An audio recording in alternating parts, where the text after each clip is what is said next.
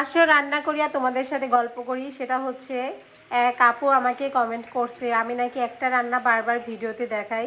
আসলে আপু এক রান্না ঠিক আছে বুঝলাম, মাছ দিয়ে আমি হচ্ছে পাবদা মাছ পেঁয়াজ কলিটা দিয়ে ভীষণ পছন্দ করি, বাট মাছের সাইজ কি এক?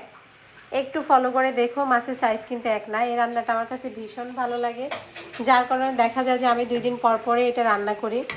বাট লুক অ্যাট ফিশ, মানে আমি অলরেডি মাছগুলো দিয়ে দিয়েছি, তারপরে মনে হলো যে তোমার সাথে ভিডিওটা শেয়ার করি। তো থ্যাংক ইউ। আসলে আমার এটা পছন্দের, খুবই পছন্দের, বিশেষ করে আমার না, আমার বাসার প্রত্যেকটা মেম্বার এটা খুবই পছন্দ করে এই রান্নাটাকে, বিশেষ করে পাবদা মাছ দিয়ে পেঁয়াজ কলিটা। মানে এটা মনে হয় আমি 2-1 দিন পর পরেই মেবি রান্না করি এটা, কেননা আমার কাছে ভীষণ ভালো লাগে। আর রান্নাটা তো টেস্টি হয় যে সবাই একদম চেটে পুটে খেয়ে একদম সাবার করে ফেলে, আর প্রশংসার তো কোনো শেষ নেই। এর জন্য ভাবি যে তোমাদের সাথে শেয়ার করি যে রান্নাটা কেমন হয়েছে। তোমাদেরও যদি ভালো লাগে অবশ্যই তোমরা বাসায় এভাবে ট্রাই করো, দেখো ভীষণ মজা লাগবে। তাহলে বুঝবে, বাসায় খাওয়ার পরে বুঝতে পারবা যে আমি কেন এই খাবারটা এত বেশি লাইক করি।